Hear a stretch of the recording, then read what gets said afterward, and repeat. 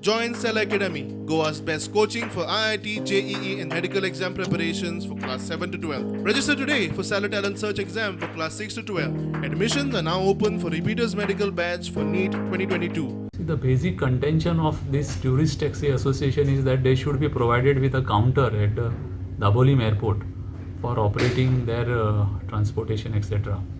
The stand of the government is that it is not possible insofar as these tourist taxis are concerned, because in law they are not supposed to park their vehicles at particular place. They are supposed to be available on mobile. That is their permit condition. Therefore, it is not possible to provide such a facility at the airport. So what happened today, sir?